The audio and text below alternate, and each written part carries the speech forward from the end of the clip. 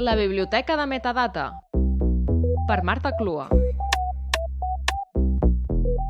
De ben segur que tenim al mòbil amb moltes aplicacions que hem convertit en imprescindibles pel nostre dia a dia. Ja sigui el nostre calendari per tenir l'agenda sempre actualitzada del que hem de fer, les vinculades amb els bancs per conèixer el nostre estat financer, les de missatgeria instantània que ens permeten comunicar-nos de manera directa i sense presencialitat, les aplicacions de compres que fem servir per gestionar tot el que volem comprar, les de mobilitat que ens ajuden a planificar els desplaçaments que volem fer, sense oblidar les aplicacions més socials, pensades sobretot per ampliar el nostre cercle de coneixença. Avui en dia hi ha moltíssimes aplicacions pensades per a buscar algun tipus de relació, ja sigui per tenir trobades casuals o esporàdiques, per cercar amistats o bé establir relacions més serioses. En els darrers anys, les anomenades aplicacions de cites han crescut exponencialment i les podem trobar cada vegada més especialitzades segons el grup de població als que es volen adreçar, per intentar assegurar que si algú vol conèixer amb alguna altra persona, només ha de cercar l'aplicació adequada. Avui us vull recomanar una novel·la molt divertida al voltant d'una aplicació de cites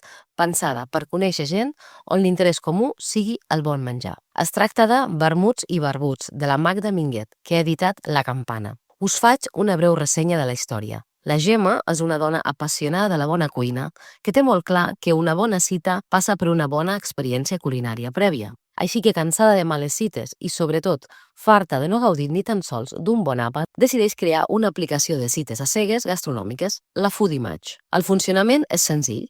Les persones que es registren publiquen fotos del menjar que més els agrada o que millor els defineix, sense publicar cap foto personal. L'objectiu de la Foodimatch és trobar algú amb qui anar a compartir, com a mínim, una bona experiència culinària. De manera que si la cita no et convenç, et garanteix que gaudiràs d'un bon àpat. Amb aquesta premissa anirem coneixent les cites a les quals assisteix la Gemma. Algunes d'elles seran divertides, d'altres més intenses, algunes totalment esbojarrades i d'altres resultaran accidentades. I de cita en cita anirem coneixent la Gemma, la seva vida i, sobretot, les seves reflexions sobre totes les seves vivències.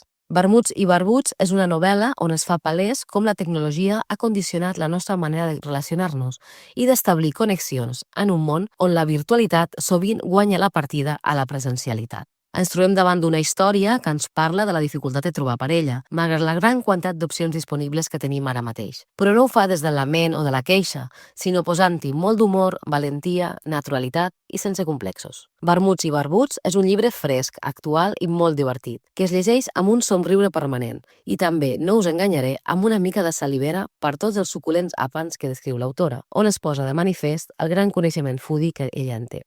Vermuts i Barbuts ens parla sobretot d'aprendre a acceptar-nos tal i com som, de caminar sempre endavant i de la importància de mantenir les bones amistats, perquè la vida és com el bon menjar.